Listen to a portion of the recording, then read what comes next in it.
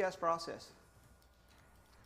Like I said, it's a unique, biblically based system to avoid financial hardships, to attain financial freedom, and to build eternal treasures. Unique because when I was at this juncture trying to bring biblical principles into this, into what the work I do, I looked out at what was on the landscape, financial advisors who were out there, and I did find some in the US and here, but I wasn't completely comfortable with everything that they were doing. I just couldn't take it wholesale, right? So I took bits and pieces here and there and added my own, what I was comfortable with, and came up with this. Hence, this is what makes this unique, okay? It's a biblically based system, okay? In the next slide, I'll show you what the 5 biblical principles are. And it's going to do 3 things for you. It's going to help you avoid financial hardships. It's going to help you attain financial freedom, and we'll define what those things are. And it'll help you build eternal treasures, okay, through the unique estate planning that we have, where, you know, when you slip into eternity, you can bring your investments, the best investment for eternity, okay, is to build treasures in heaven, because you'll take it with you forever, right, versus leaving it here. So what are the 5 biblical principles that the GPS process is based on? The first is that we're not stewards. We are stewards, not owners, of all the resources that we have. It comes from the parable of the talents in Matthew 25, where the Lord, where in verse 14 it says this, again it'll be like a man going on a journey, who called his servants and entrusted his property to them, right? So everything that we have, all the resources that we have, time, money, energy, it all belongs to the Lord, okay?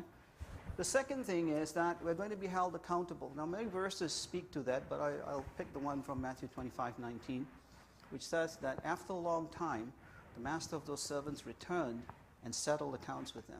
So there's going to be an accounting. Okay? Whether you got 5 talents during your sojourn here on this planet, or 2 talents, or 1 talent, at the end of the day, the master is going to ask for an accounting.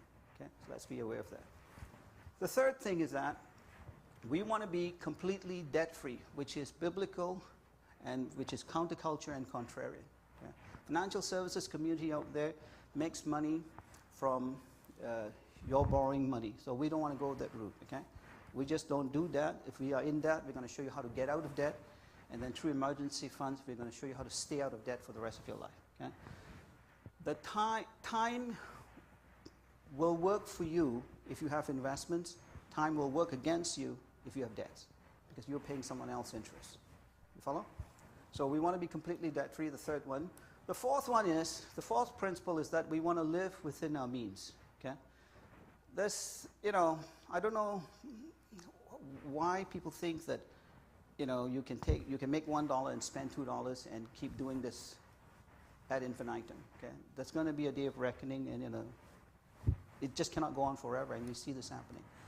So the lesson that I took from there comes from Genesis 41, the story of Pharaoh, where Pharaoh had 2 dreams in the same night, 7 cows, 7 stalks of grain, remember?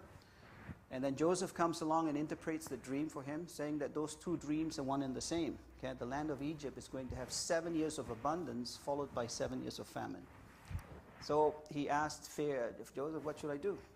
And in verse 34, Joseph tells him, take 1/5 from the years of abundance and keep it in reserve in verse 36 for the years of famine that are to follow, right? 1/5 is 20%, okay?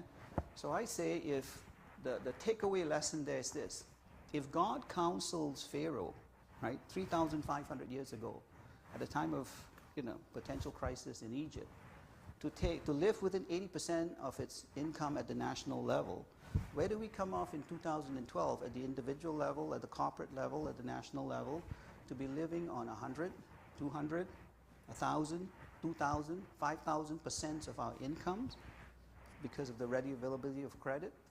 So many of the financial problems that we've had that are still unfolding have to do with this overextension of debt, okay? Of living beyond our means, right? So we want to get away from that. And the last principle is that we are to build eternal treasures. Jesus said in Matthew 6:19-21, don't build for yourself treasures on earth where moth and rust destroy and where thieves break in and steal. Okay? Build for yourselves treasures in heaven where moth and rust do not destroy and where thieves do not break in and steal. So what we want to the mental shift that we want to make is the best investment for eternity are eternal treasures. And how do you build eternal treasures? By giving it away to the poor. Okay? And that's how you do it. Without compromising your own lifestyle. You're not a good testimony if you cannot pay your bills. You're not a good testimony if you're debt-ridden, right? You want to clean all of that up. And beyond that, we want to build eternal treasures. Be able in a position where we can give as much away as possible. All right? So those are the 5 biblical principles. Where did the